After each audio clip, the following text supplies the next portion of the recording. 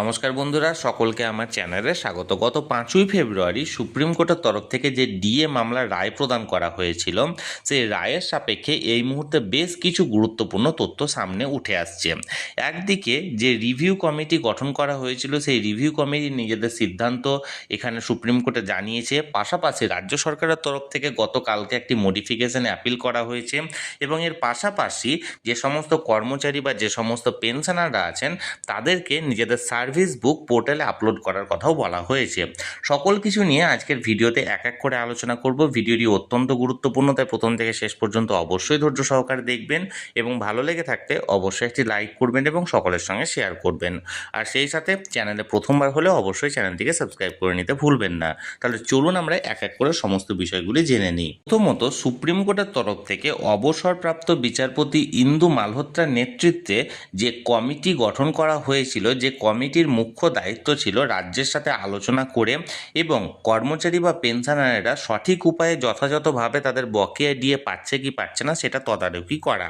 সেই কমিটি নিজেদের report press করেছে এবং এই কমিটির বিচারপতি ইন্দু মালহোত্রা জানিয়েছেন, অর্থাৎ চেয়ারপারসন জানিয়েছেন, যে ইতিমধ্যে 12 তারিখ, 20 তারিখ এবং 28 তারিখ, অর্থাৎ 12ই ফেব্রুয়ারি, 20শে ফেব্রুয়ারি এবং 28শে ফেব্রুয়ারি রাজ্যের সাথে এই কমিটির কিন্তু বৈঠক হয়েছে এবং এই বৈঠকে তারা তাদের যে সুপ্রিম কোর্টের যে অর্ডার বা সুপ্রিম কোর্টের তরফ থেকে যে বিষয়গুলি আছে সেগুলি নিয়ে তারা রাজ্যের সাথে আলোচনা করেছে এবং সেই মতো সুপ্রিম কোর্টে এই কমিটি নিজেদের যে তথ্য বা নিজেদের সিদ্ধান্ত সমস্ত কিছুই কিন্তু জমা করেছে। অর্থাৎ এক কথায় বলতে গেলে সুপ্রিম কোর্ট থেকে যে মনিটরিং কমিটি গঠন করা হয়েছিল, সেই মনিটরিং কমিটি নিজেদের দায়িত্ব যথাযথভাবে পালন করছে এবং দায়িত্ব অনুযায়ী গত ফেব্রুয়ারি মাসের মধ্যে তারা ইতিমধ্যে 3টে মিটিং রাজ্য সরকারের সঙ্গে কমপ্লিট করে ফেলেছে। এবং যে দ্বিতীয় বিষয়টি উঠে আসছে সেটা হলো রাজ্য সরকারের পদক্ষেপের ব্যাপারে।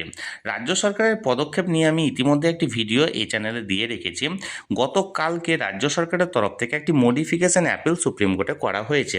সেই মডিফিকেশন অ্যাপিলে রাজ্য সরকার সুপ্রিম কোর্টের সমস্ত অর্ডার মেনে নিলেও বেশ কিছু বিষয় এখানে কিন্তু কনফিউশন রেখেছে, যে কনফিউশনগুলি আগামী দিনে হয়তো ক্লিয়ার হবে। প্রথমত হচ্ছে যে সুপ্রিম কোর্টে যেটা জানানো হয়েছে রাজ্য সরকারের তরফ থেকে, সেটা রাজ্য সরকারি কর্মচারী এবং যে পেনশনারদের সংখ্যার বিষয়টা, সেটি নিয়ে পরে আমি আলোচনা করছি। প্রথমত, রাজ্য সরকার সুপ্রিম কোর্টের অর্ডার মেনে নিলেও সুপ্রিম কোর্ট যেটা ইমিডিয়েট এফেক্ট করতে বলেছিল 25% ডিআরএস অ্যালাউন্সের এরিয়ার, যেটা 31শে মার্চের মধ্যে রাজ্যকে প্রদান করার নির্দেশ দিয়েছিল, সেটার পরিপ্রেক্ষিতে আরও বেশ কিছুদিন টাইম চেয়েছে। তারা বলেছে আগামী 31শে ডিসেম্বর 2026 পর্যন্ত সময় তারা সুপ্রিম কোর্টের কাছ থেকে চেয়েছে এবং এখানে বলেছে আগামী 31শে মার্চের পরিবর্তে 31শে ডিসেম্বরের মধ্যে এই 25% ডিআরএস অ্যালাউন্সের এরিয়া রাজ্য সরকার ক্লিয়ার করবে। এবং দেওয়ার যে পদ্ধতি, সেই পদ্ধতি নিয়ে বলা হয়েছিল, প্রথমত বলা হয়েছিল যে গ্রুপ ডি যে সমস্ত কর্মচারীরা আছেন তাদের যেহেতু স্যালারিটা কম, তাদেরকে অন্ততপক্ষে ক্যাশে দেওয়া হোক।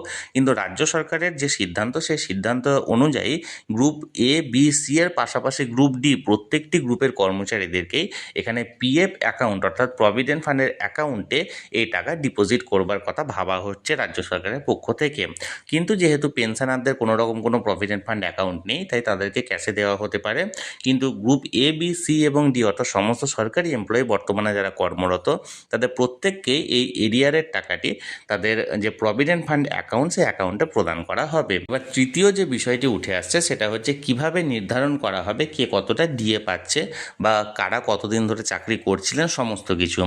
এমতো অবস্থায় এই বিষয়ে নিয়ে একটা পদক্ষেপ নেওয়া হয়েছে, সেটা হলো একটা পোর্টাল খুলতে চলেছে রাজ্য সরকার। যে পোর্টালটি আগামী মার্চের সেকেন্ড উইক, অর্থাৎ 14 তারিখের মধ্যে পোর্টাল খোলা কমপ্লিট হবে এবং সেই পোর্টালে যখন ফাংশনাল হবে, এই পোর্টালটি যখন কাজ করতে শুরু করবে, তখন প্রত্যেকটি এমপ্লয়ি বা প্রত্যেকটি পেনশনার প্রত্যেকেই নিজেদের সার্ভিস বুক এই পোর্টালের মাধ্যমে আপলোড করতে হবে এবং সার্ভিস বুক সহ অন্যান্য যে বিষয়গুলি সেগুলি ফিল আপ করে সাবমিট করতে হবে। অর্থাৎ পোর্টালের মাধ্যমে সমস্ত তথ্য আগে থেকে সাবমিট করতে হবে এবং সেই তথ্য অনুযায়ী এবার এই এরিয়ারের টাকাটি তারা পেতে চলেছেন বা পাবেন। এখনও এই বিষয় নিয়ে এখনও পুরো ক্লিয়ারেন্স এখনও আসেনি। এটুকু শোনা যাচ্ছে যে একটি পোর্টাল রাজ্য সরকার ওপেন করতে চলেছে, যে পোর্টালে এমপ্লয়ি এবং পেনশনারেরা নিজেদের সার্ভিস বুক আপলোড করবেন এবং সেখানে যথাযথ তথ্যগুলো কিন্তু আপলোড করবেন। তাহলে বন্ধুরা, আপাতত এই 25% ডিআরএস অ্যালাউন্স এরিয়ার সংক্রান্ত সংক্রান্ত এই খবরগুলি সামনে এসেছিল, যেগুলি আমি আপনাদের সঙ্গে শেয়ার করলাম। এই নিয়ে যদি কোনো কিছু জানার থাকে বা কিছু বলার থাকে অবশ্যই কমেন্ট করুন। আর এই ভিডিওটি ভালো লেগে থাকলে অবশ্যই একটি লাইক করুন এবং সকলের সঙ্গে শেয়ার করুন। আর সেই সাথে চ্যানেলে প্রথমবার হলে অবশ্যই চ্যানেলটিকে সাবস্ক্রাইব করে রাখুন। ধন্যবাদ, দেখা হচ্ছে পরের ভিডিওতে।